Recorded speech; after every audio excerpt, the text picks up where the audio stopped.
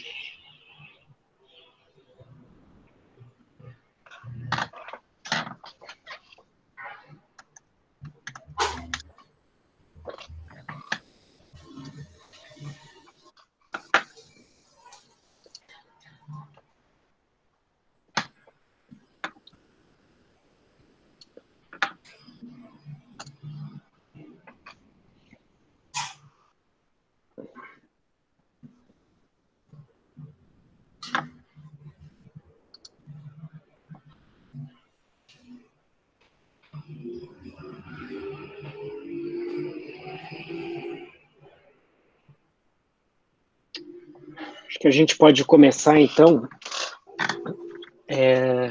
Bom, boa tarde a todos. Amanda, se quiser só tirar a apresentação agora, só para mostrar algumas coisinhas. Beleza. Deixa eu ver se eu consigo... E agora, pronto. Como é que eu... Bom, acho que vocês estão vendo minha tela, né? Estão vendo a Amanda aí.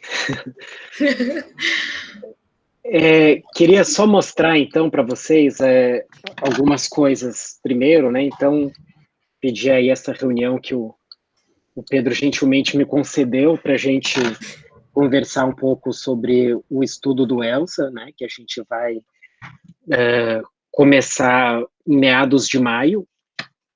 Então, o ELSA é uma, como muitos de vocês já sabem, é uma coorte, né? Que se desenvolve em 6 centros, né, e um deles, que é quase 1/3 dos participantes, é o centro de São Paulo. Basicamente, é uma coorte que acontece fisicamente no Hospital Universitário da USP, né, lá na cidade universitária, e é uma coorte de funcionários da USP, né, então, ela começou em 2008, era de 35 a 74 anos, e é uma corte que não renovou, né? Então as pessoas não entram, elas só vão sendo seguidas. E isso significa que hoje em dia as pessoas mais velhas, as pessoas mais novas já estão com quase 50 anos, né? E as mais velhas estão com 80, 90 anos, ou seja, já tem muitos aposentados, né? Que a gente chama de inativos, né? Não são mais servidores ativos. E os que estão trabalhando já estão na meia-idade, né? Então isso é importante para caracterizar um pouco esse público, né? E outra informação importante é que a USP ela está em quarentena também, digamos assim, né?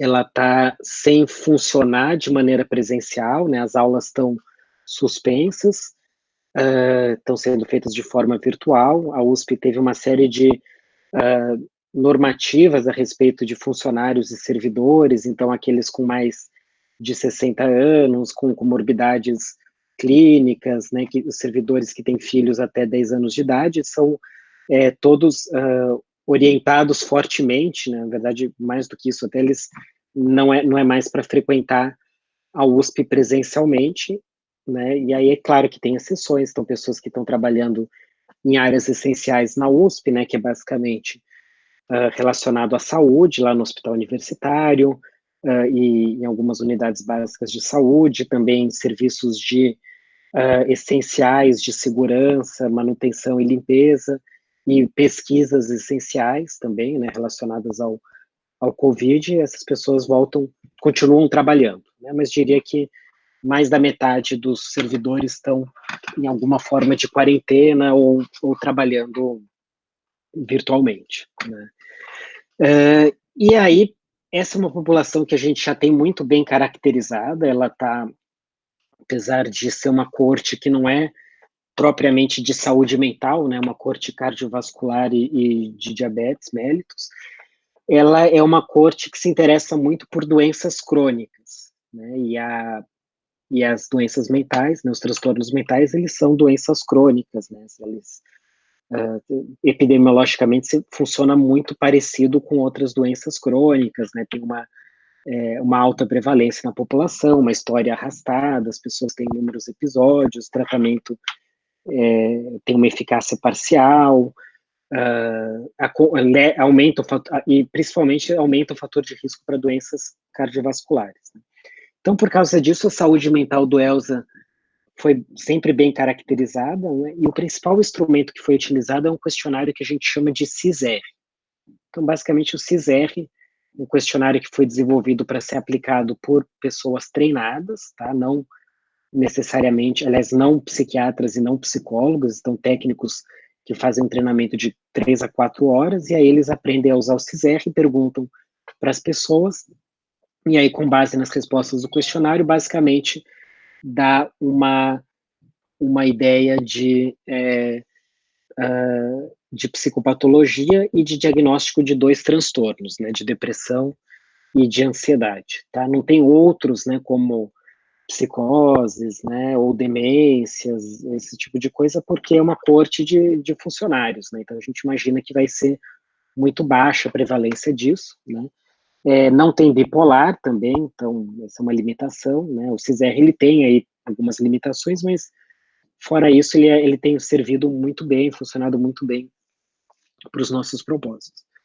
Bom, essa é uma introdução geral para vocês, para terem uma ideia que aí nesse contexto a gente imaginou em avaliar o impacto da pandemia do coronavírus e não na saúde mental, né? E quando a gente pensa nesse impacto, não só o Covid, né, o coronavírus, mas principalmente as consequências das restrições impostas pelo coronavírus, né? Então, a quarentena e o confinamento, o isolamento social, isso criou uma nova realidade para todo mundo, né? Então, lembrando que comentei com vocês, são pessoas mais velhas e de meia idade, funcionários da USP que ficam em casa pelas resoluções da USP, então, de repente, eles estão todos numa nova rotina de trabalho, ficando em casa, tentando fazer home office e esse tipo de coisa, assim, né? E com isso surge vários tipos de sentimentos, como vocês sabem, né? De frustração, angústia, raiva, né? Tédio, enfim, um pouco de tudo. Isso leva a doenças mentais. E aí a gente tem a oportunidade de avaliar. E por que uma coorte é especialmente importante? Porque aí a gente, de fato, consegue saber se subiu ou desceu a prevalência desses transtornos, né? Então, a gente tem aí relatos que na China, por exemplo, lá na cidade de Wuhan, tem, você vê, sei lá, 25% da população respondeu que estava com um transtorno de ansiedade. Mas se a gente for ser bem rigoroso, esse número em si não significa praticamente nada, né? Tanto, primeiro porque a maior parte dos estudos não fez uma amostra representativa, né, da população, ou seja, ela respondeu quem logou lá na internet, né, então pode ser que sejam aqueles que estão mais ansiosos, que foram lá e logaram, se também a gente não tem muito, a maior parte dos questionários não tem muito controle se a pessoa respondeu 10 vezes a mesma questão, né, enfim. E, além de tudo, a gente não sabe como que estava antes, né, então, para ser bem rigoroso, pode ser que antes de Wuhan, da epidemia, em Wuhan estava 30% e caiu para 25%, pode ser que estava 5% e subiu para 25%, a gente não tem ideia. Claro, né, provavelmente aumentou, mas a gente não tem o grau do tamanho desse aumento, né? Esse que é uma questão. E aí a coorte, ela vai dar isso para a gente, porque a gente sabe quanto que estava na última onda da coorte, que foi em 2017, 2018. Então, claro que os questionários podem até perguntar como que você estava ano passado, mas isso também é muito problemático, existe o viés de memória, então alguém pode reportar que eu estava ótimo, ou eu estava péssimo, então não é muito confiável. A melhor maneira seria voltar no tempo, né? Isso não é possível, mas pela coorte a gente consegue, entre aspas, né, voltar no tempo e saber como a pessoa estava em 2018, 2012 a 14, que foi a segunda onda, e 2008 a 2010, que foi a primeira onda. Então a gente sabe o que aconteceu com ela. Então, basicamente, essa aqui é a ideia. A primeira parte, né, a segunda etapa, a Amanda vai comentar daqui a pouquinho, mas a primeira etapa é avaliar como que está a saúde mental dessas pessoas. Essa é o que a gente chama em pesquisa de variável de desfecho, né, variável dependente. A gente tem como desfecho a saúde mental. E aí a gente tem uma série de variáveis de exposição. Quais que são as variáveis de exposição? O isolamento, a quarentena, o medo, que são as variáveis de exposição, fora outras que a gente já conhece, que são mais, que não são as mesmas, né? Então, sexo, idade, renda, diagnóstico prévio de transtornos mentais, etc.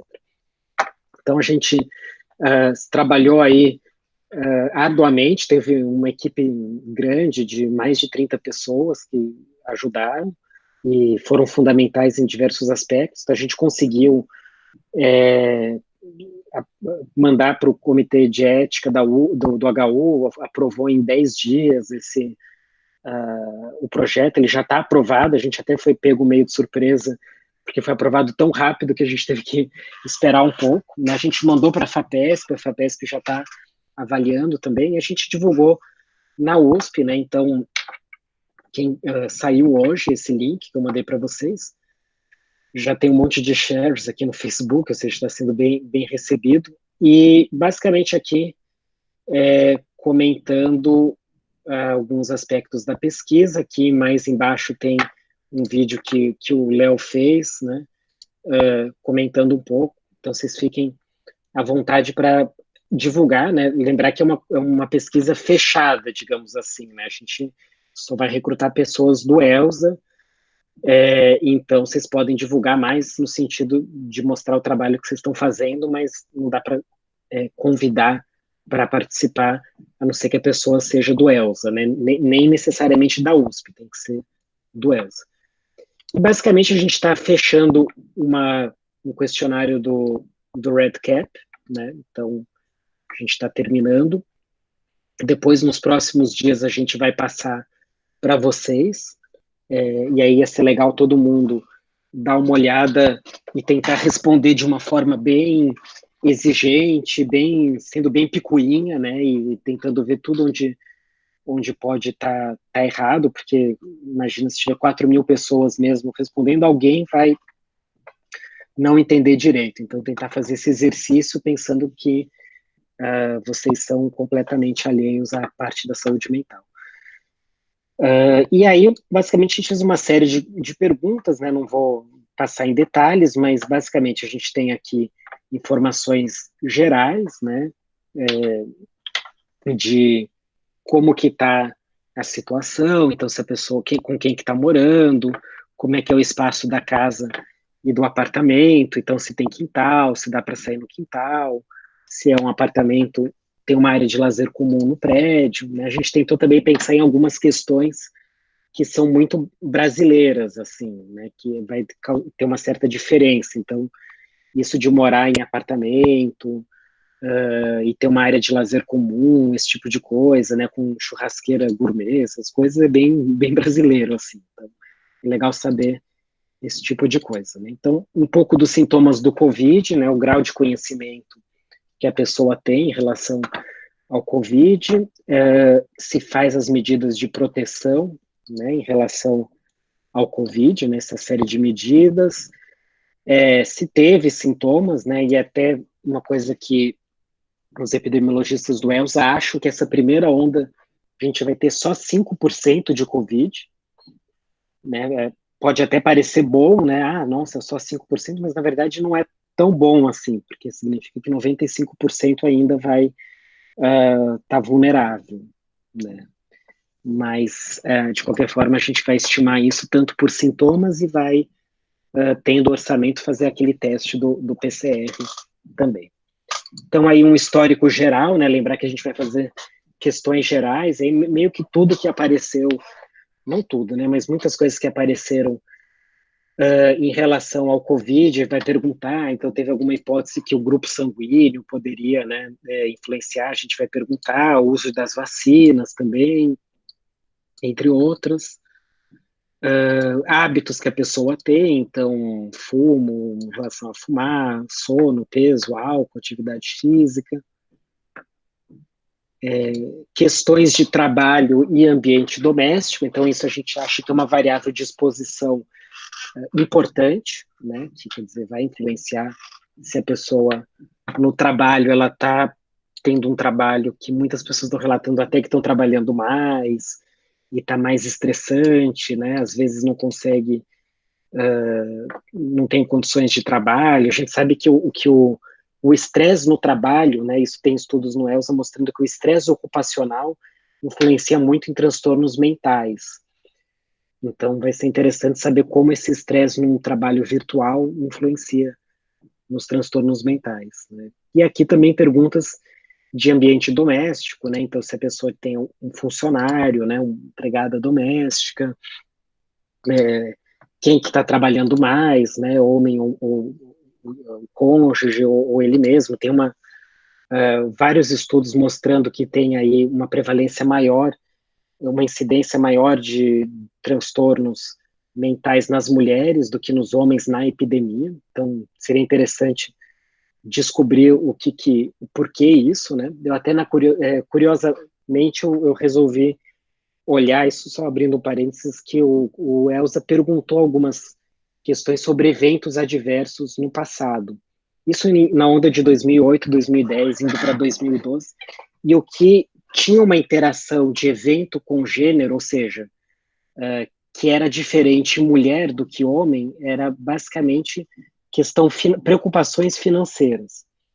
Então tinha uma série de perguntas do tipo a morte de alguém, rompimento amoroso, isso não tem interação com o gênero. O que significa isso? Que homens e mulheres sofrem igual disso, mas especificamente preocupação financeira teve uma interação com o gênero para transtorno mental, ou seja, afetou mais, problemas financeiros preocupam mais as mulheres para gerar transtorno mental do que para os homens. Então, isso é interessante que a gente vai poder perguntar também. Um questionário específico a gente está chamando profissionais de saúde, mas, na verdade, é profissionais de áreas essenciais, tá? Então, isso aqui só ficou um nome mais provisório, mas a gente vai perguntar para pessoas que estão. Aliás, até aqui comentando, esqueci de colocar, quando for fazer, colocar pesquisa, né? Isso é importante colocar, que a gente acabou não colocando, mas colocar pesquisa relacionada ao coronavírus, que isso é uma atividade dentro da USP, né? Considerada essencial, e aí não vai ser necessariamente área médica hospitalar. Como a pessoa está indo para o trabalho, né? Se ela está conseguindo se afastar, né? Fazer o isolamento social, medo de adoecer, né? Então, risco de adoecer, estressado, medo de ficar doente, etc. Se sente valorizado ou não, né?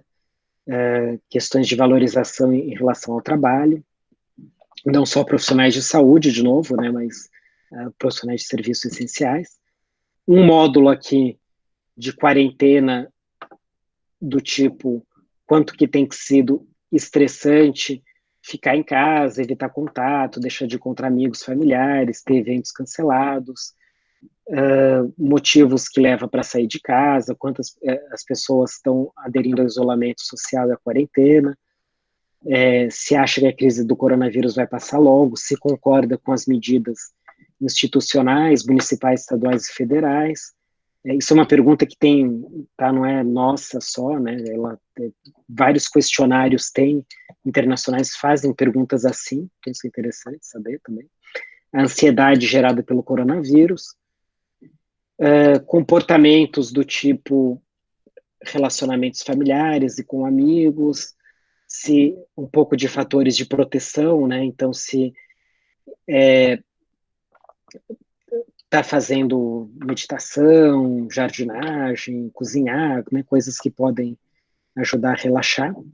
Questionário de saúde mental, que vai ser basicamente questionários como o PHQ, o GAD, vocês já conhecem, a gente vai reaplicar o CISR também. Uso de mídias digitais, tá? Então, quantas horas que está usando, também se fica muito tempo sentado antes e depois do isolamento, isso ajuda, né, sedentarismo, tem várias implicações aí psiquiátricas e de bem-estar, da onde obter informações do coronavírus, tá? E outras questões sobre uso de medicação, como que está o parceiro em termos econômicos, tá? Então, basicamente é isso. Ele provavelmente está meio longo, a gente ainda vai repassar, né? A gente vai passar para vocês. O ideal é que dure no máximo 20, 25 minutos, tá? E se durar mais do que isso, o módulo principal, tá? Então, tem o módulo das atividades essenciais e um módulo que a gente acabou não escrevendo aqui, mas que vai colocar um questionário breve para pessoas que têm adolescentes, né? Como eu falei, os mais novos já têm 50 anos, então se tiver, vai ter adolescente em casa, e pergunta sobre como está a saúde mental dos adolescentes, porque pode influenciar na dos adultos e vice-versa.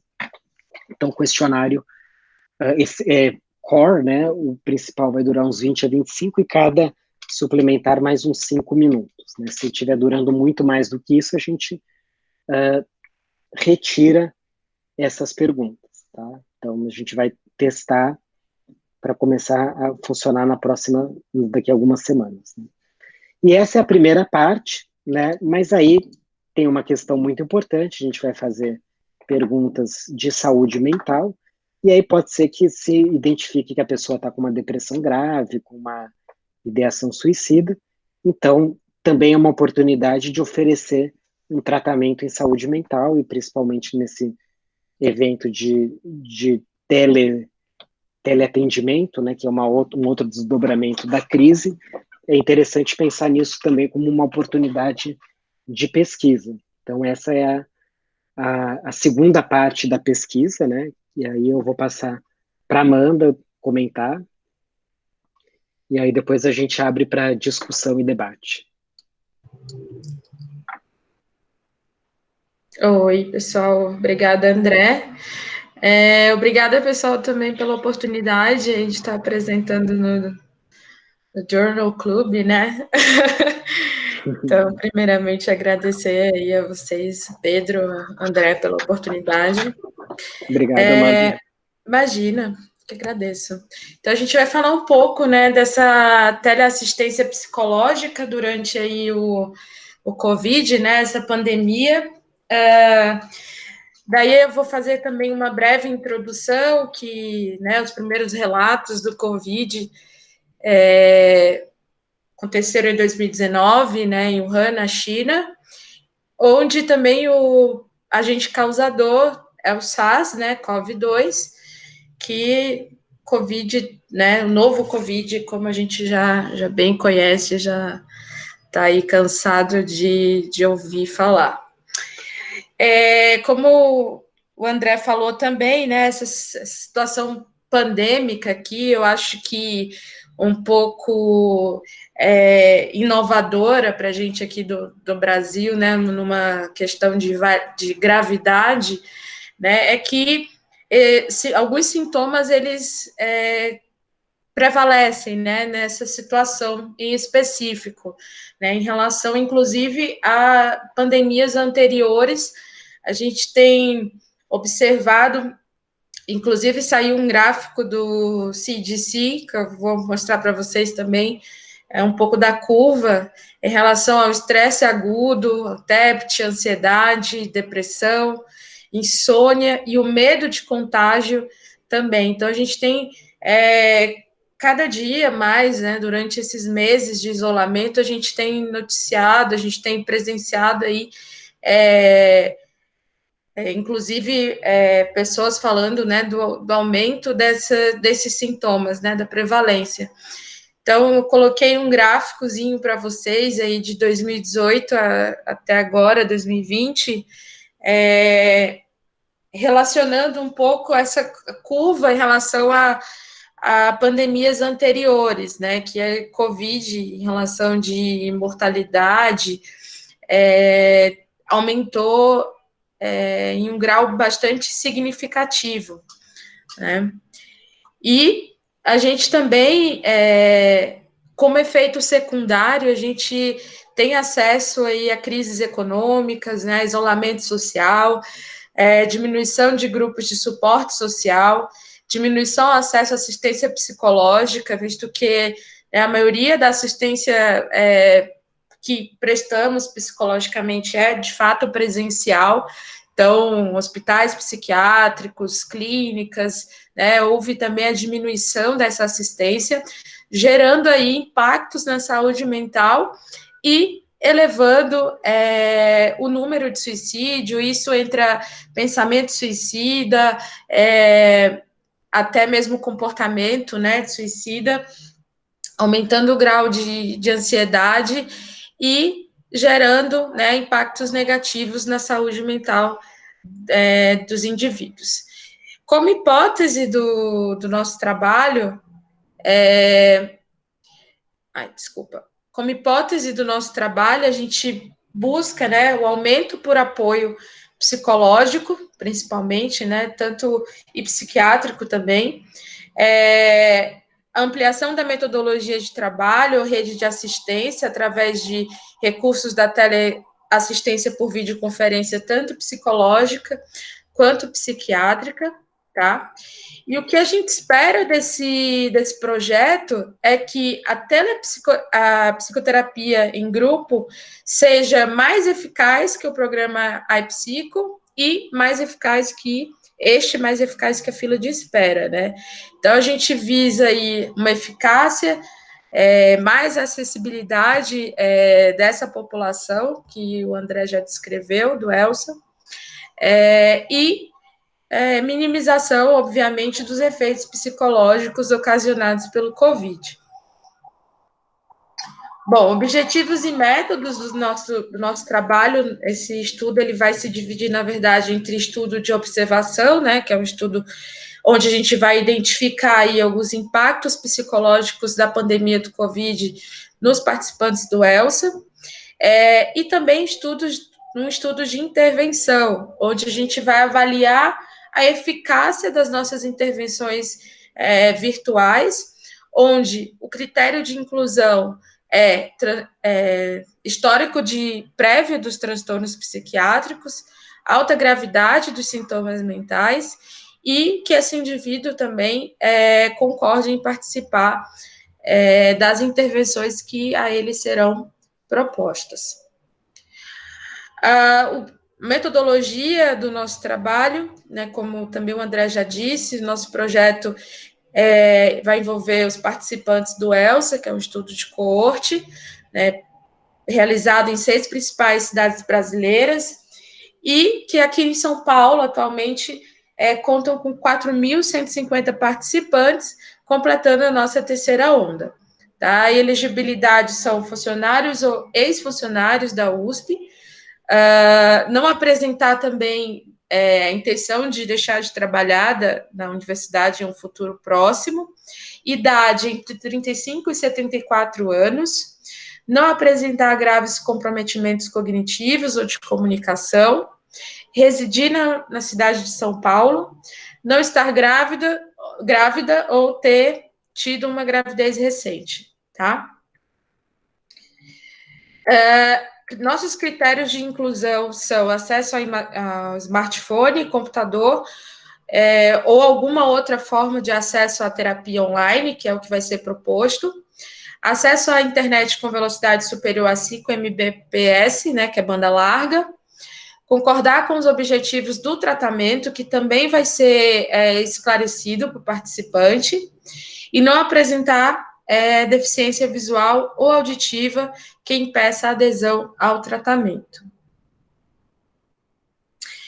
Bom, em relação ao suporte psicológico, né, que vai ser estruturado e passado de maneira online, virtual para os participantes, esses participantes inclusos no projeto são participantes que irão solicitar, né, uma ajuda ou auxílio interventivo, tá? Que, através dos questionários apresentados a eles também, descreverem sua saúde mental ou emocional como ruim nas últimas 2 semanas, ou qualquer uma das ondas de avaliação, e aceitarem receber este suporte. Já as intervenções psicológicas, né, em grupo,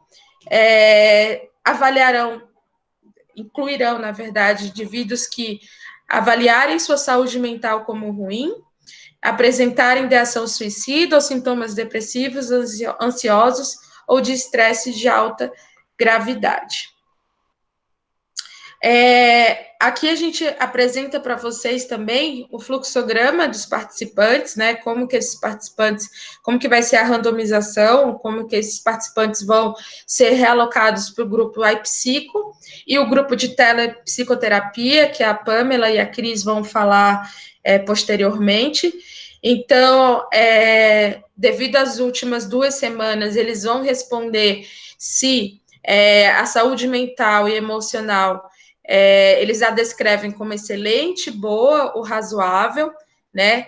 Isso também vai ser, ao passar por uma triagem, eles vão ser randomizados e redirecionados a algum desses 2 grupos de iPsico ou telepsicoterapia de grupo, tá? Então, vai ser dividido entre excelente, boa, razoável e ruim, tá ok? Tá bom? Agora um pouco das avaliações, a Pamela e a Cris vão falar, dar mais detalhe das avaliações, na qual esses indivíduos serão relocados. Acho que a Pamela já está aí. Pamela? Oi, pode passar. Você está aí, você está vendo? Pode passar? Pode passar. Aí. Tá bom. Bom, primeiramente, agradecer o André pela oportunidade de falar pela primeira vez no Journal. Estou nervosa de leve, mas vamos lá. Então, para as avaliações, a gente vai usar alguns questionários que até o André já estava mostrando para vocês, na plataforma REDCap. E a gente também tem algumas outras escalas que a gente vai utilizar, que é essa escala sobre a saúde do paciente, a questionário do pensamento perseverativo, sociabilidade, a escala do Beck escala sobre ideação suicida, versão simplificada do CISR e autoavaliação da saúde mental nas 2 últimas semanas, que no caso vai ser classificada como excelente, boa, razoável e ruim. E aí, no caso, a partir disso que a gente também vai fazer aquelas randomizações que a Amanda falou anteriormente. Pode passar. E aí, na intervenção, a gente vai ter 2 tipos que a gente vai fazer através das randomizações também, o programa iPsico e a telepsicoterapia em grupo. Como a Amanda já colocou anteriormente, o iPsico serão as pessoas que também classificaram a sua saúde mental como boa, ok, enfim, e também as pessoas que não estão tão bem, que tiveram uma pontuação mais alta, um risco maior, que serão randomizadas para o iPsico. E o objetivo dele é testar a viabilidade da eficácia em frente a situações de grande demanda e escassez de recursos, que é o caso do COVID. Serão até 30 pessoas por grupo, com intervenção mínima dos terapeutas e aplicação online, e é uma alternativa de acesso à assistência psicológica de forma mais barata, mais rápida e com acesso a maior número de pessoas, considerando a terapia de grupo tradicional. Então, nesse sentido, ela vai poder atingir mais pessoas de modo mais fácil, de repente até com custo mais barato, em relação a uma terapia de grupo que teria um pouco mais de custo, um pouco mais de dedicação. Pode passar. O iPsico vai ser manejado por profissionais experientes no manejo de sintomas de estresse, depressão e ansiedade, que são os nossos psicólogos.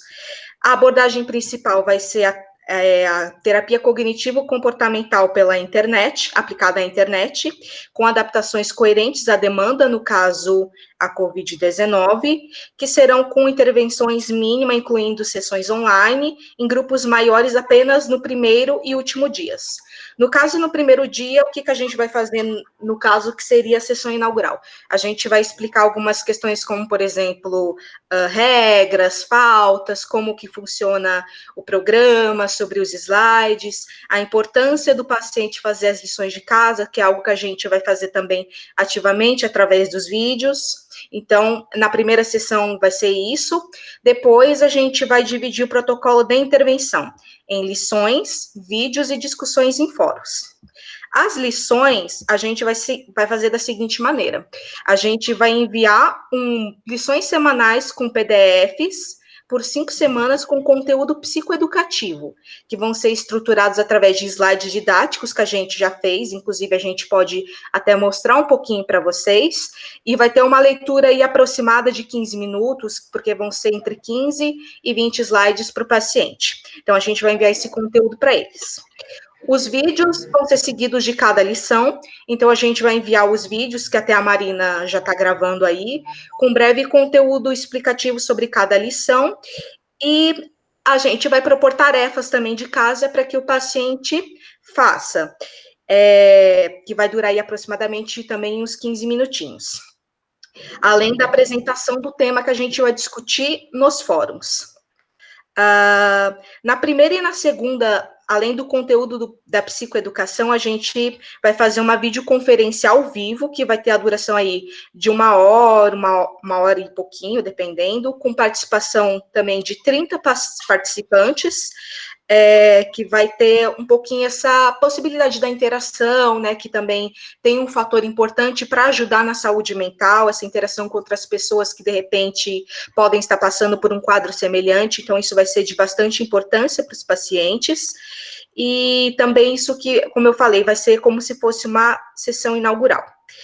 E também é importante falar que esse vídeo ao vivo com todas essas pessoas, que vai possibilitar essa interação, também vai acontecer na última semana, na semana 5, que as pessoas também vão poder compartilhar experiências, feedbacks, como é que foi, de repente fazer sugestões que o grupo vai poder compartilhar entre si para gerar novas ideias. Então, a gente propôs um pouco mais a primeira e a última sessão terem mais esse agrupamento. Em relação à discussão de fóruns, a gente vai fazer através de uma plataforma online, no caso o WhatsApp, a partir do tema proposto no vídeo, que a gente vai fazer por cada semana, por cada lição, e os fóruns vão ocorrer com a presença de um moderador e vão ser divididos em grupos máximos de 30 pessoas também. Todo o material vai ser produzido e gravado por psicólogos ou psiquiatras experientes, baseados também no programa no programa adaptado à questão também do Covid. Acho que pode passar já, Amanda. Não, volta, desculpa. Para a tabelinha. Então, aqui a gente colocou um pouquinho sobre o que a gente colocou em cada slide, o que a gente vai colocar no vídeo e no tema. Então, no primeiro, a gente vai falar sobre a psicoeducação, sobre os efeitos do estresse prolongado, isolamento, ansiedade e a depressão.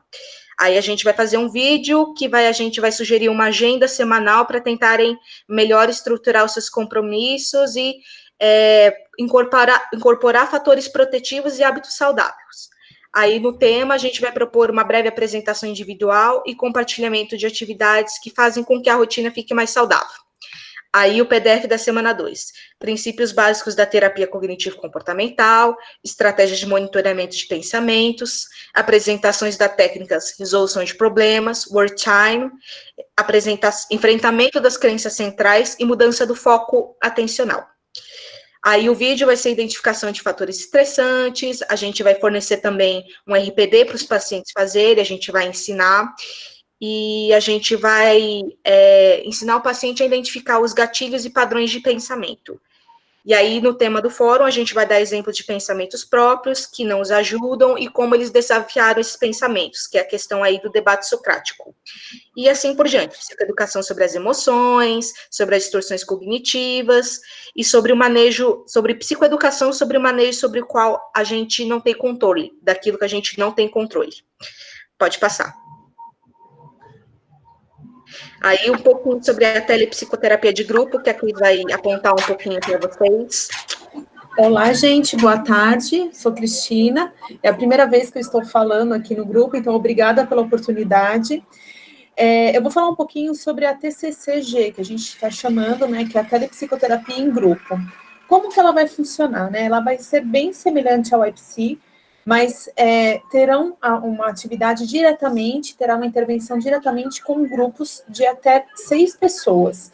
Serão realizados 5 encontros semanais, com a duração próxima de 1h30, e serão utilizadas plataformas, né, uma plataforma que vai ser disponibilizada para teleatendimento, né, de telemedicina, e nós vamos fazer um trabalho junto com esses pacientes, onde nós enviaremos semanalmente material de psicoeducação sobre os temas que a Pamela já citou, que é psicoeducação, né, sobre estresse, sobre emoção, sobre sintomas, sobre os pensamentos e distorções cognitivas. Então, será o conteúdo a ser trabalhado e programado é bem semelhante ao material que nós estaremos utilizando no IPSI, e a atuação desses profissionais, que são aproximadamente 7 psicólogos que já estão cadastrados para realizar essas intervenções, também será pautada na TCC, né, e são psicólogos que já atuam com abordagem TCC e que, inclusive, no último sábado, receberam um treinamento com os princípios básicos da TCC, até para poder dar uma balizada nos principais tópicos da TCC. Então, a ideia é fazer esses 5 encontros com esses 7 psicólogos, e que os psicólogos conseguirão atuar até em 2 grupos ao mesmo tempo. Pode passar.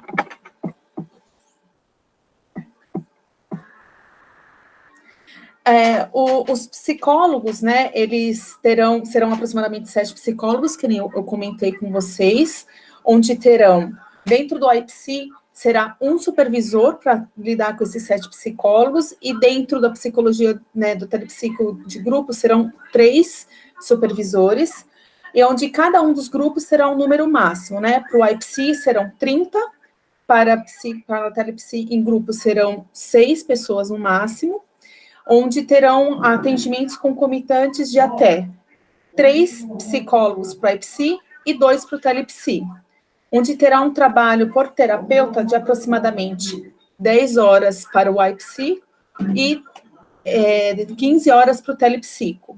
Então, vai totalizar aí uma média de 420 horas para o psicólogo do telepsico, né, do programa IPSI, e também do telepsico a mesma coisa, 420. Tendo aí automaticamente quase 28 horas totais de supervisão de trabalho dos supervisores, e espera-se ter uma média aí de atendimento de 714 pacientes, onde vão estar divididos entre 630 no programa psico e 84 no telepsi.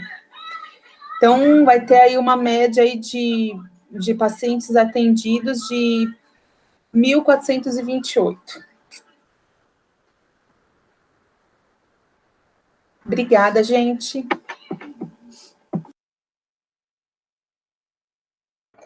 Amanda, a gente não está te ouvindo. E agora, estou ouvindo? Acho que foi... Agora sim. Beleza. Então, deixa eu... Vocês estão vendo a tela também, né? Tá ok aí? Sim. Só um minutinho, pessoal. O computador agora aqui deu uma... Bom, vou retomar um pouco das nossas análises estatísticas, né? Como as meninas já bem colocaram aí, um pouco da descrição do nosso trabalho, coloquei um pouco da introdução dos nossos objetivos e metodologia. Eu acho que é importante a gente citar também como que a gente vai encontrar o desfecho, as análises, a partir desse estudo.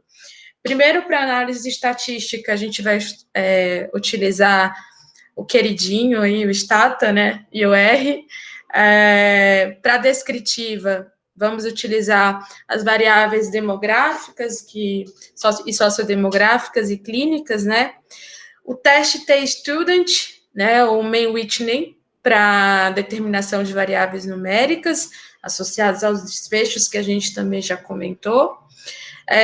Para cada variável que for selecionada como categórica, vai ser o x², e para as análises a gente vai considerar um P maior que 5 como significativo, né? Isso também a gente vai ter, André me corrija qualquer coisa, mas isso a gente vai ter acesso também através do Stata, né? A gente vai ter alguns gráficos que irão demonstrar se as intervenções estão sendo de fato satisfatórias, né, em relação à demanda. Como eu falei no início, o nosso estudo está dividido em observacional e de intervenção, e a análise estatística do estudo observacional, a gente vai usar escalas de ansiedade, depressão, estresse, ruminação e suicídio. Vamos avaliar também algumas variáveis independentes, ou seja, se essa população está fazendo atividade física, meditação, atividades de lazer e alguma outra variável que influencie positivamente na moderação dos sintomas, né, que a gente identifica uma diminuição nesses sintomas. No estudo de intervenção, vamos utilizar um N aí de 134 participantes, com variáveis dependentes através das escalas do PHQ e do GED, e da soma dos scores do PANAS e do STAR.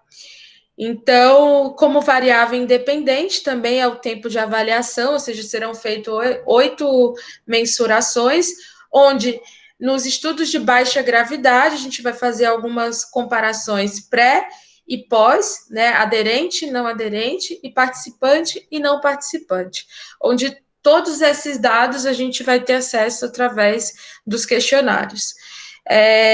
Para o estudo de alta gravidade, a gente vai comparar os grupos de psicoeducação, do iPsico, né, e psicoterapia em grupo, tá? Sobre os aspectos éticos, o nosso trabalho, felizmente, já foi aprovado, né, pelo Comitê de Ética, lembrando aí, mais uma vez, que a FAPESP também já está com ele em mãos, e sobre as referências aqui, a gente colocou algumas das principais referências que nós estamos utilizando nesse projeto, né, como base, dos artigos que são, inclusive, recentes na literatura, né, dado o momento, e é isso, acho que agora a gente pode abrir para discussão, ou Marina, Pamela, alguém se quiser fazer algum adendo,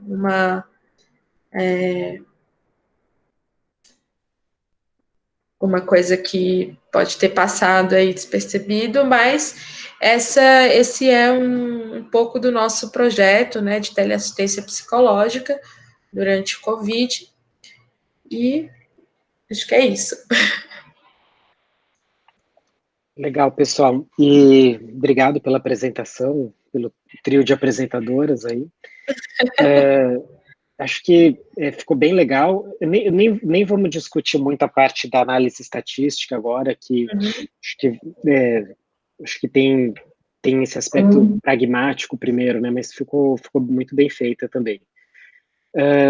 E acho que tem um terceiro aspecto que a gente nem discutiu muito ainda, que a gente precisaria começar a discutir, que seria a telepsiquiatria propriamente dita, né? Então a gente conversou bastante está bem evoluído, né, a parte da coleta de dados, né, então a gente está terminando o REDCap, a parte da telepsicologia também está super bem evoluída, né, vocês estão fazendo os vídeos, fazendo o material, tiveram aí algumas reuniões já, então acho que a gente vai atender bem a demanda, né? A parte de divulgação a gente está começando a fazer também, então a Angelita, não sei se a Angelita está aqui ou não, mas a Angelita ela já mandou, ela não está aqui, mas assim, ela já mandou um pré-convite, tá? E aí só nesse pré-convite a gente já teve umas 700 pessoas que responderam, tá? Dos 4.000, tá? Só lembrando também, a gente não vai fazer no ELSA inteiro, vai ser nos 4.000. E aí eu até perguntei, 700 não é meio pouco? Ela falou, não, tá um bom número porque é aquele pré-convite, né? Então, a gente nem começou a divulgar de fato aquele primeiro e-mail do tipo, a gente vai começar, vocês estão interessados, não sei o quê.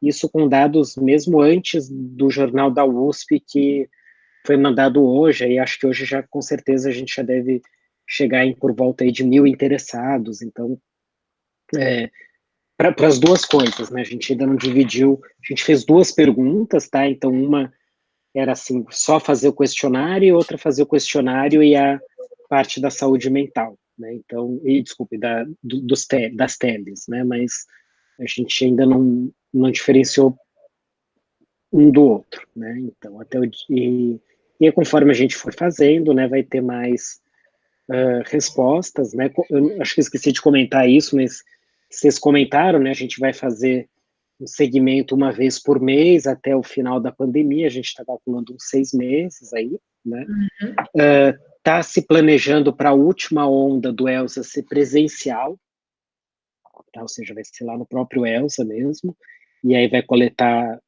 sangue para ver se teve contato com vírus ou não.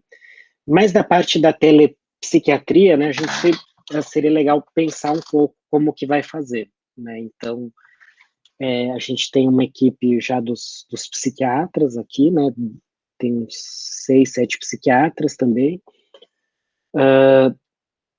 e vai ser por teleatendimento, né, ou seja, não vai necessitar ir para o HU, mas tem alguns aspectos que a gente teria que pensar, né, uma seria pacientes que têm uma ideação suicida, a gente sempre foca neles, assim, nem acho que vai ser um número grande, acho que vai ser um número, uns 30, 40, que é 1%, né, dos 4.000, se tanto, né, mas, enfim, não é nem o principal, mas é algo que precisa ter uma resposta rápida.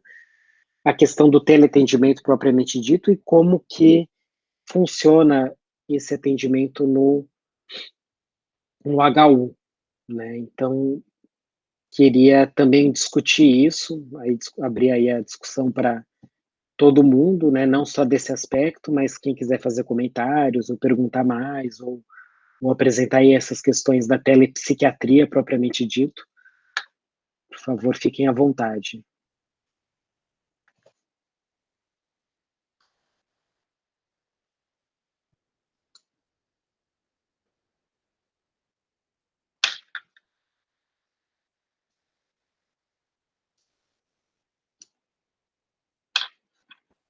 Acho que aproveitando, então, acho que tem algumas coisas até que a gente precisaria discutir realmente quanto a isso, né? Eu já até fiz minha certificação digital, acho que todo mundo acho que vai precisar aí a princípio, né? Uhum. Pensando no teleatendimento. E aí, realmente, acho que a grande...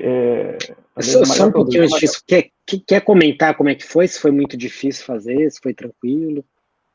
Foi bem rápido para mim, mas não sei se é também porque eu já tinha uma certificação digital que era um cartão antes, né? Então, que é o CFM digital. CRM então digital. Não sei se por conta disso já tinha biometria cadastrada lá no ICP e tal. Então eu só tive que paguei uma taxa lá pela Solute, que estava em promoção, foi até bem barato, R$75. E aí, tipo, foi na sexta-feira, na segunda-feira já agendaram uma videoconferência comigo para mostrar o documento, que eu mandei foto, e fazer uma gravação, fazendo algumas perguntas, confirmando. Bem rápido também, tipo, 5 a 10 minutos assim, de conferência, bem rapidinho. E aí, no mesmo dia, já saiu já a certificação. Aí já consegui emitir receita digital, tudo. Ok. Bom, com relação à questão, é que, na verdade, a gente não pretende assumir esses pacientes, né? Então, a gente, prescrevendo tal, a gente depois encaminha eles para o CAPS da região, ou a gente acompanha eles durante o período do estudo, até um período a mais além do estudo, marcando retornos. A gente tem algum pensamento, algum planejamento quanto a isso? Não sei o que você pensou, doutor. Então, também acho que o Itamar está aí. Oi, André. Tudo bom, Itamar? Tudo bom. Deixa eu ligar aqui minha câmera, peraí. Tá. E aí, tudo bem? Tá aí no H1? Tô aqui no céu. Tá. Obrigado por participar. E aí, acho que essa última pergunta que o pessoal fez agora, né, que eu também imagino uma resposta, mas queria saber a sua opinião também, né? Então, a gente vai ver os pacientes do ELSA com dificuldades da parte da saúde mental, mas a ideia não é assumir esses pacientes, né? Perfeito. Então, se quiser comentar um pouco como é que tem funcionado isso no ELSA de uma maneira geral, ou o que você acha? Então, obrigado pelo convite, André, para vir. Eu estava ouvindo o Leonardo falar e eu estava pensando, a estrutura do HU mudou bastante, né? Por causa do Covid. Por causa do Covid. Então, mesmo a área de atendimento do ELSA, boa parte está sendo emprestada para abrigar o berçário, que veio do HC, né? Acho que você acompanhou essa parte. Sim. E eu também fico pensando se é a melhor... pensando alto, né? Para a gente discutir mesmo. O ambulatório também diminuiu, mas aí principalmente por causa de RH, porque muita gente foi deslocada para o pronto-socorro. Mas ainda assim eu fico pensando se a melhor estratégia é pedir para o paciente vir para cá numa situação dessa, né, da pandemia mesmo, né? Ou se não seria melhor, principalmente pensando no quadro grave, a gente já orientá-lo para um serviço que vai fazer, por exemplo, precisar de uma internação psiquiátrica. Em vez de expor ele vindo aqui para a gente depois encaminhar, se não seria melhor a gente pensar alguma estratégia que, mesmo que fosse durante o atendimento da telepsiquiatria, que a gente tenha alguma segurança de poder orientar essa pessoa qual o serviço que ela deve procurar e, eventualmente, retomar, mesmo depois, ou no dia seguinte, ou depois de algumas horas, retomar o contato e ver o que aconteceu. Eu não sei, eu queria ouvir também o que vocês acham disso. Eu não tinha pensado nesse aspecto também. Eu diria, eu também tenho essa opinião, na verdade. Eu acho que, assim, todo mundo que conseguir evitar ir para o HU, a gente teria que evitar mesmo, né? Concordo. Acho que, assim, talvez, eu imagino que deve ter alguns funcionários que passam no HU, com o psiquiatra do HU, né? Que já estão em atendimento regular. Perfeito. Aí poderia falar para voltar com o médico, enfim, porque essa pessoa já está vinculada, né, ao serviço do HU. Uma coisa que eu não sei se está tendo é triagem de casos novos da psiquiatria. Deixa eu só perguntar, no HU, normalmente o pronto-socorro tem psiquiatra de plantão? Não. Os psiquiatras fazem interconsulta nos pacientes, quando a equipe da clínica ou da cirurgia chama, Leonardo. E quando tem que internar, consegue internar no HU ou tem que encaminhar para algum outro? Se a causa for exclusivamente psiquiátrica, não. Aí é encaminhado geralmente para o pronto-socorro da Lapa. Sim. Não, tá ok. Eu concordo. Acho que se for assim, um quadro de urgência psiquiátrica, a gente vai ter que encaminhar para o pronto-socorro, né? E para o HU, acho que assim, que não tem estrutura para isso, né? Não é o objetivo, né? Não tem psiquiatra de plantão, a gente vai arrumar na verdade, um grande trabalho para todo mundo, né? E talvez até para o pronto-socorro da região da pessoa, até direto, né? Para conseguir procurar vaga e tudo, né? Se for o caso, né?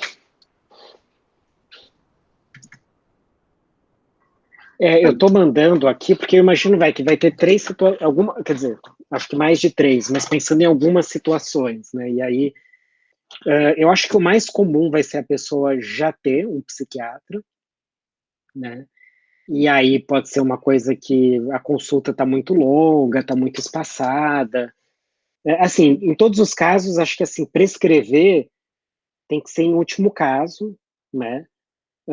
Claro que eventualmente você vai conversar e vai perceber, putz, se eu renovar aqui a receita de fluoxetina, é isso mesmo e tá bom, então aí faz isso e pronto, né? Mas tentar prescrever sempre em último caso.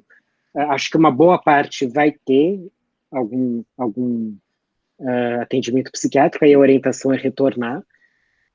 Vai ter pessoas que são todos da USP, né, por definição, e podem precisar de uma e não tem agendamento psiquiátrico, aí a gente encaminharia para fazer um agendamento, né? Eu não consigo mandar aqui no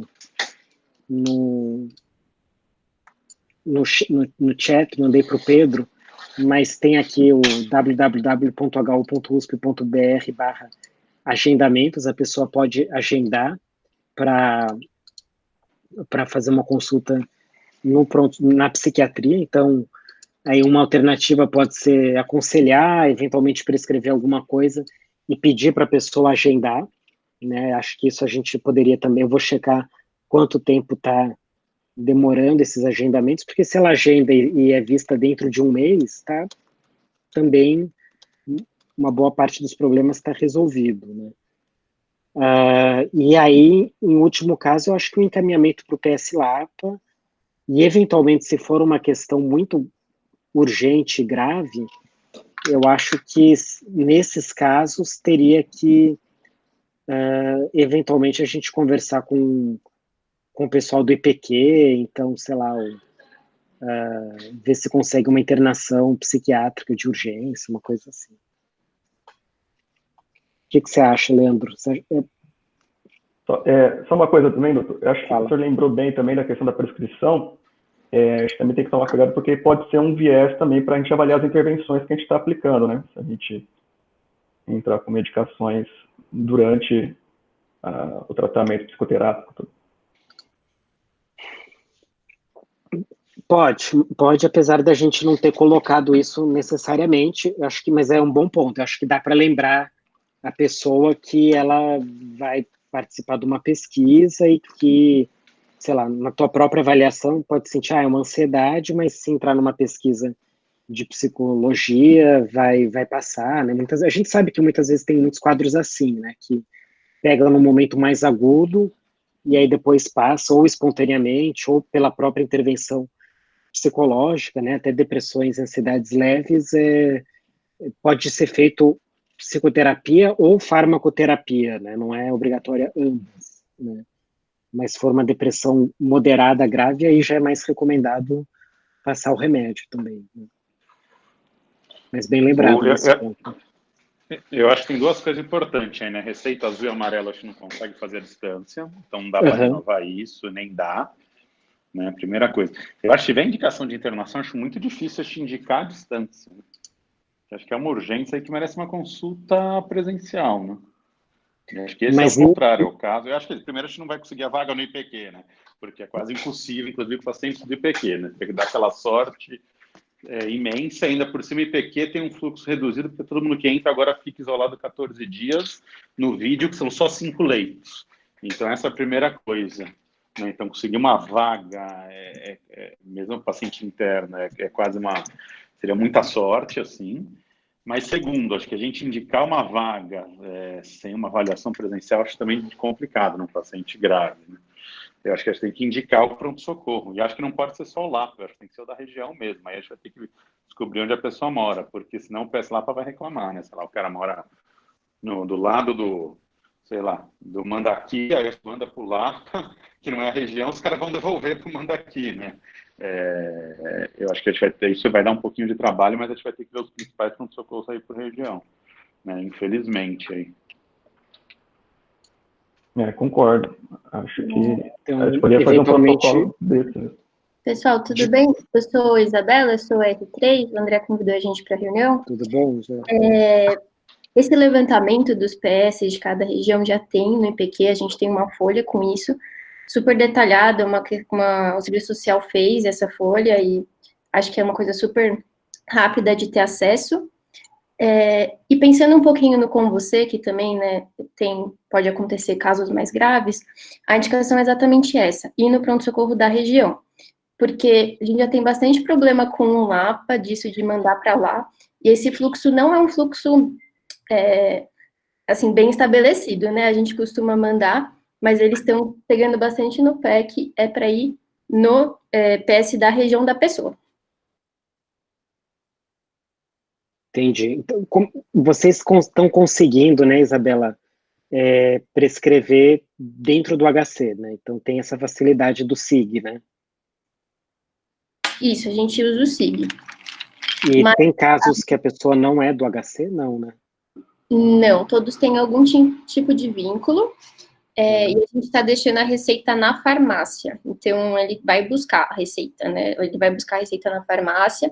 Se é um colaborador que está em contato direto com o Covid, a própria farmácia se encarrega de levar a receita de alguma forma. Então, mas eles estão buscando presencial, a gente não usa receita digital, não tenho experiência com isso. Tá, não, eu estou conversando aqui com o Umes, ele está me informando que não está agendando casos novos, né? Mas está renovando as receitas de quem já está. O ambulatório está parado, então eles devem estar naquele esquema de recesso, digamos assim, né, que renova a receita, eventualmente conversa com quem precisa, mas não está tendo casos novos também. E mesmo quando estava tendo, né, faz um tempo que eu passei no HU, mas eu lembro que a fila de caso novo é bem grande. Então, eu não sei quanto tempo demora de você acessar o site e pedir, né, a consulta para você ser atendido. Tem uma demora importante. Não sei exatamente como que estava nos últimos tempos, faz um tempinho que eu passei lá, mas era pelo menos uns 3 meses para ser atendido. Entendi. Uma coisa Coisa prática, André, tá pelo Comitê de Ética do HU, né, a pesquisa, por causa do Elza? Sim. Porque quando a gente for prescrever, a gente só precisa, acho que, padronizar um endereço, aí vai ter que ser um endereço, talvez, do HU, então.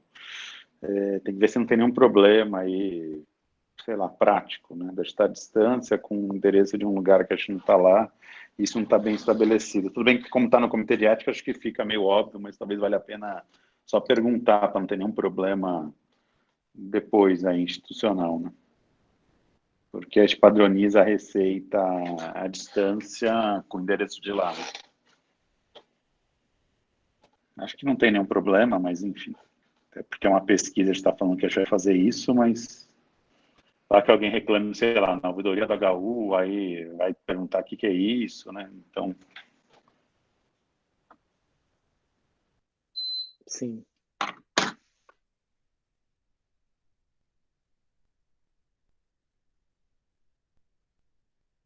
Acho que, enfim... Desculpa, André, ou o próprio centro de pesquisa, né? Eu acho que no receituário talvez a gente pudesse colocar o endereço, vai ser o mesmo, mas até para, se tiver alguma questão, conseguir localizar rápido, né, de onde veio aquela demanda, né, qual foi a origem daquele atendimento, talvez colocar como centro de pesquisa. A gente podia conversar, isso que o Leandro estava falando. Boa ideia. Converso com a Isa Clotufo e eu colocaria centro de pesquisa e o endereço do HU. É uma boa ideia. Na do CFM, que é a prestação padrão, acho que a gente tem que usar, que foi junto com o Conselho de Farmácia, eles têm um local que pode até colocar logo, a gente pode até colocar aí, né, Alza, sei lá, que aí o pessoal já sabe onde é, né? Então fica mais fácil localizar mesmo, boa ideia.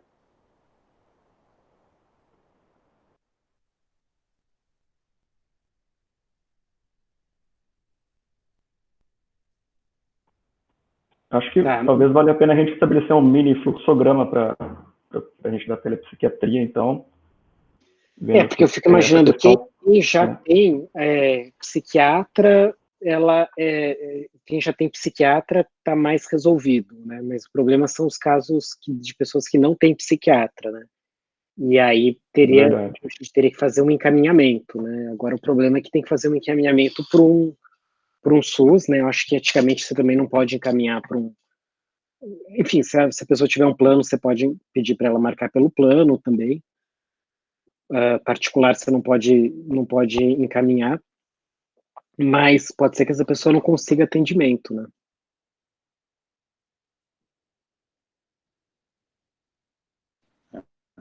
É bem provável. É bem provável. E aí teria que... Acho que a gente talvez tenha que fazer um corte aí de urgência mesmo, é um quadro leve, né? A terapia tem indicação, vai para terapia, né? Que acho que geralmente é a maioria isso, né? Sim. Aí tudo bem, um quadro assim, o cara, sei lá, tentativa de suicídio, uma ideação, planejamento, pronto-socorro. Talvez a gente tenha que pensar aí no meio termo, né? Uma depressão grave, mas não tanta urgência, sei lá, talvez a gente encaminhar e fazer um cronograma, né? A gente vai acompanhar um paciente, sei lá, por 2 meses, e encaminhar para a rede. Aí talvez a gente tenha que pensar nesses casos específicos e talvez pôr um critério, né? Vai ser X na escala tal, que aí a gente faz isso, vai ser caso de depressão, sei lá, o cara tá psicótico, coisas do gênero, né? Eu acho que a gente vai ter que fazer, talvez, pensar nisso, né? Eu acho que o mais comum vai ser depressão, mas, assim, o cara que está com ideação suicida, né, autoagressão é mais fácil, né, vai para pronto-socorro, mas o que precisa de remédio mesmo, a gente acaba medicando mais, né, sendo psiquiatra, mas eu acho que, assim, tem aquela indicação, né, não existe outro tratamento a não ser remédio, né, se a depressão leve, vai para o protocolo nosso de psicoterapia, né. A moderada, a grave, precisaria dos dois, aí a gente pensar, eu acho que a gente vai ter que fazer um protocolo mesmo, como o Leonardo falou, a gente faz um algoritmo para dividir isso. O que a Luciana... E aí a gente programa quantas vezes a gente vai atender, né? A Luciana mandou alguma coisa?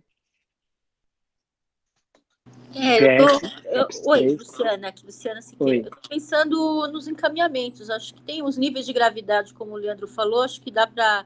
Os PS, eu acho que por mais que tenha mapeamento aqui no IPQ, eu acho que houve toda uma modificação da rede por causa do Covid, mas acho que dá para fazer um levantamento dos PS psiquiátricos que estão funcionando, os CAPs 3, que recebem paciente de maior gravidade, e o programa de saúde da família, para quem não tem médico psiquiatra já constituído. Acho que são possibilidades de encaminhamento. Acho que realmente você lembrou de algo importante, né? Nesse tempo aí de pandemia, se a pessoa não tiver um psiquiatra, mas tiver um médico da família, um clínico, pode entrar em contato com essa pessoa e orientar, né? Fazer quase como se fosse um matriciamento, digamos assim, orientar da gravidade, do tratamento, e aí o clínico, o médico de família assume o caso, né? Eu acho que acesso ao psiquiatra de UBS é feito dessa forma. Agora, assim, eu não tenho certeza. Você passa no médico, no clínico, o médico do UBS, do Programa de Saúde da Família, e ele vai matriciar o caso ou ele vai encaminhar para o psiquiatra. Eu acredito que seja assim, eu não tenho certeza.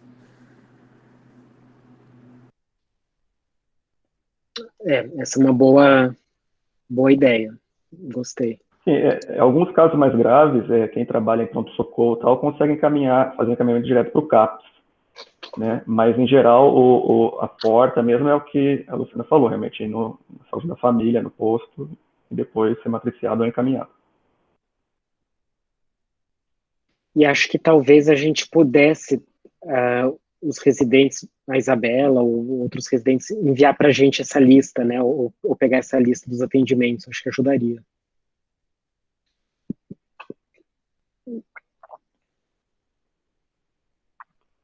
E aí estabelecer que cada paciente vai ser visto no máximo 3 vezes também, né? Então, acho que sim, acho que tem que pôr um número máximo aí, senão... coloca, olha, você tá mal, vou começar a tratar, né, mas a gente vai ter 3 consultas no total, e aí nesse meio tempo procura um agendamento, um atendimento, esse tipo de coisa.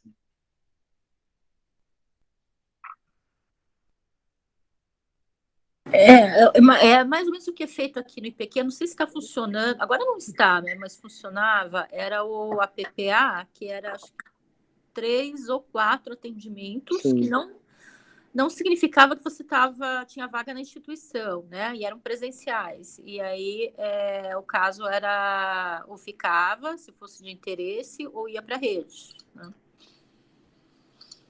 Tipo fazer um APPA virtual, né, uma coisa assim.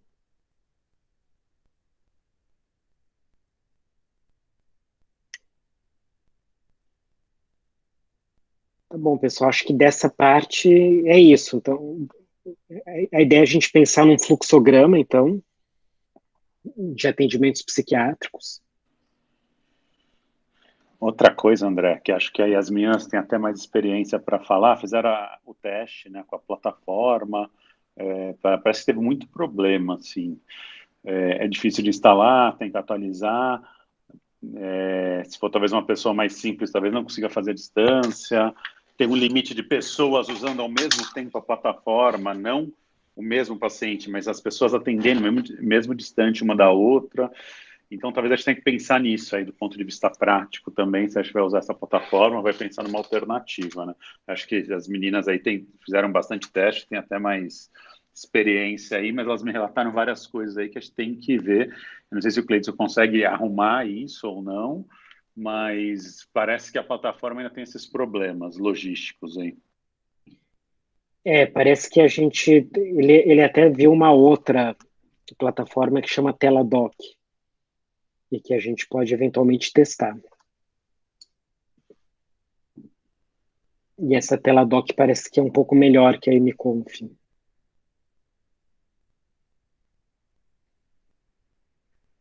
Mas, eventualmente, acho que pode fazer até um Google Hangouts, esse tipo de coisa, né? Eu acho que tem que ser o mais simples, né, para a pessoa, né? Porque ela tem que instalar, não sei o que, né? Para não ter muito trabalho, assim, ela clica, abre, né? Tudo bem, acho que queria algo, der para gravar, precisar fazer supervisão, mas também se a gente não conseguir, acho que isso é menos importante, né? Se ela não conseguir acessar, a gente não consegue. Eu acho também, eu acho.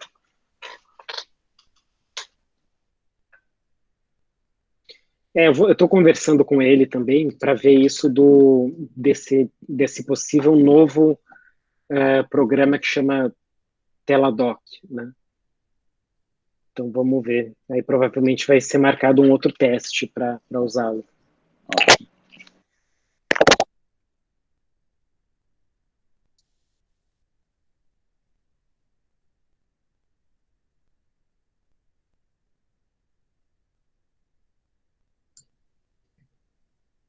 Beleza, pessoal. E outros aspectos? Alguém gostaria de perguntar alguma coisa?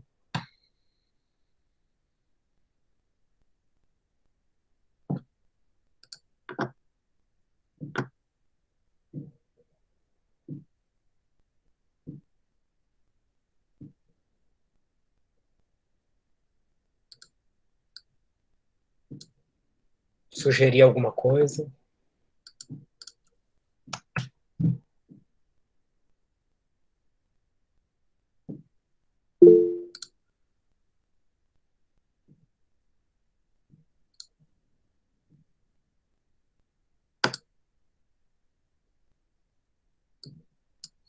Tá bom. Eu vi que quem dos residentes que está aqui da psiquiatria?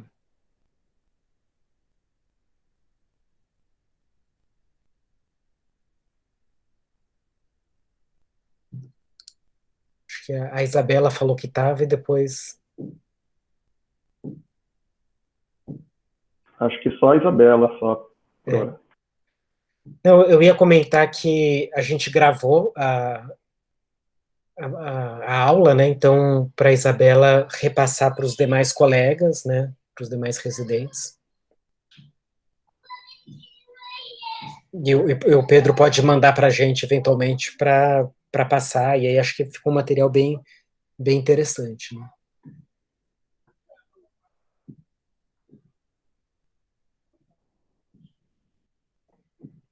Tá, ok. Então, acho que o Pedro vai enviar para a gente, depois dar um jeito aí de zipar e enviar.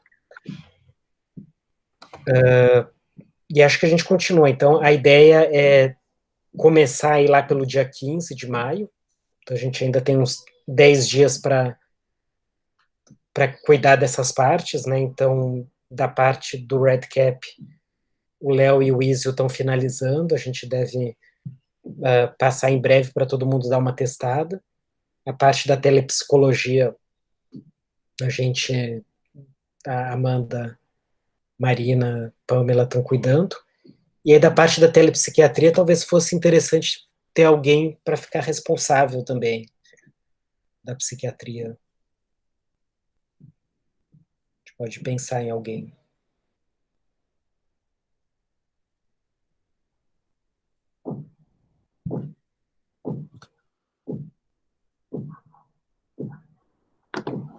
André, eu convidei o Cleidson para falar no JC na próxima semana, no dia 13, próxima quarta-feira, né? Tinha pedido para ele falar dessa parte informática em saúde, telepsiquiatria, mais voltado para a pesquisa clínica, né? Tá. É só para avisar que a gente vai cobrir um pouco esse tema na semana que vem.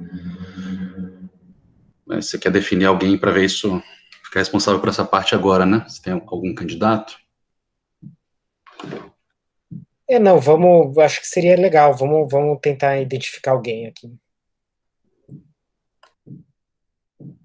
Mas não precisa ser agora, não. Acho que já são 3h30, né? Acho que a gente pode encerrar. Eu Oi, já Léo. me disponibilizei até, se precisar, né? Então, estamos aí. Dessa parte de talvez organizar essa questão até do fluxograma, tudo, eu posso tentar ajudar nisso. Tá bom.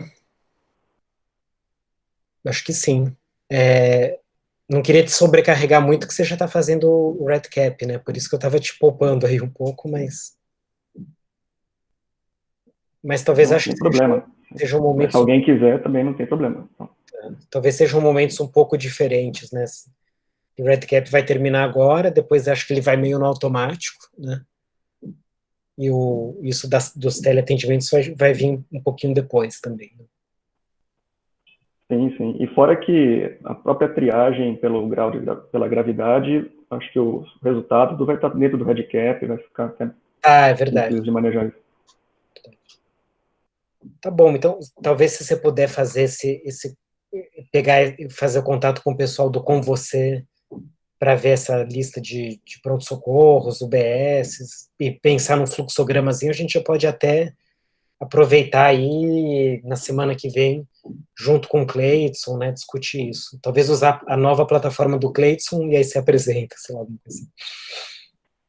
Eu particularmente, eu não me preocupo muito com essa questão de qual pronto-socorro, porque geralmente o paciente ele pode escolher, ele vai no pronto-socorro mais próximo, né, então, eu acho que o mais importante, talvez, realmente elaborar um fluxograma, talvez, obrigatoriamente contactar alguém da família, enviar uma carta por e-mail assinada digitalmente, endereçada ao PS local, ao PS do bairro, informando tal paciente foi avaliado com sintomas graves. Tá. Então a gente talvez tenha que definir isso só. E talvez eu acho que sim, e acho que vale a pena colocar umas perguntas para sempre serem feitas, até por uma questão ética legal. Então, assim, sempre perguntar se o paciente tem médico, psiquiatra, se tem médico do SUS, se tem médico privado, se tem plano de saúde, né? Qual o plano de saúde, se ele tem possibilidade de agendar um atendimento pelo plano de saúde, só para ter isso sempre registrado, né? E aí também, quem for atendendo, sei lá, pergunta essas coisas e já tem uma noção de como orientar depois. Certo. Acho que a gente teria que adicionar, então, no questionário de informações gerais aí, né? Não, acho que nem isso, não. Acho que é mais um roteiro mais informal mesmo pro médico que for atender. Porque for atender. Entendi. Tá. De repente, sei lá, a gente acha que a melhor maneira é o médico que for atender fazer um mini red cap só para ele, e aí uma coisa que a gente não pensou é onde que ficaria o prontuário desse atendimento também, né? É verdade, né? Eu não sei se um link pelo RedCap poderia ser considerado um prontuário.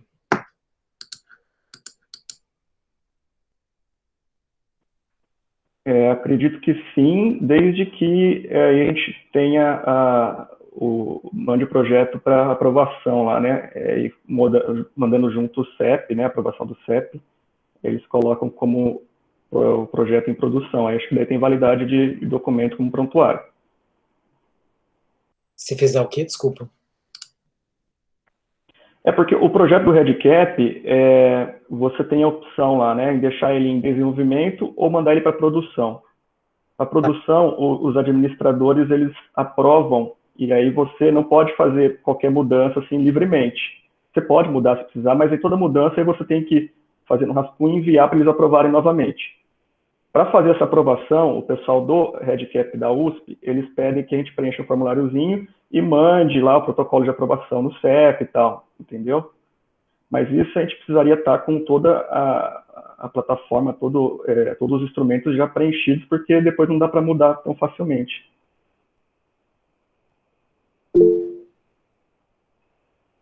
Entendi. Tá. Mas você acha que poderia funcionar como um prontuário, então? Ah, sim. Aí ele vale, porque ele tem todo tipo de segurança, é HIPAA compliant, né? Ele... uma possibilidade como prontuário eletrônico. A gente funcionar dessa maneira. Então, um médico que for atender, na central a gente cria um link do RedCap para essa pessoa clicar e ela preenche aí, né? Sim. Acho que é uma boa ideia. Registrado já, né? Uhum.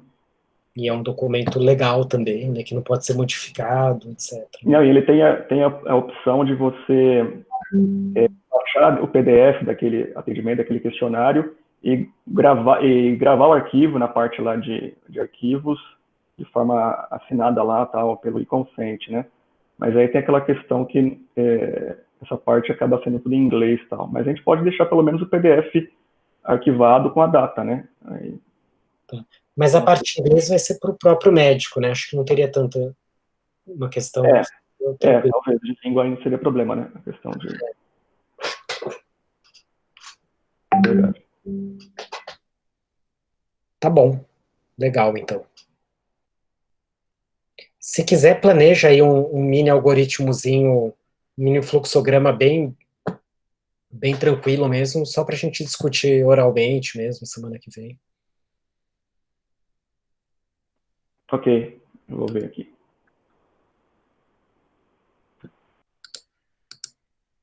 Então tá bom, pessoal. Acho que se ninguém quiser comentar mais nada, vamos finalizar aqui e até semana que vem. Então, até semana que vem. Obrigado, gente, pela apresentação.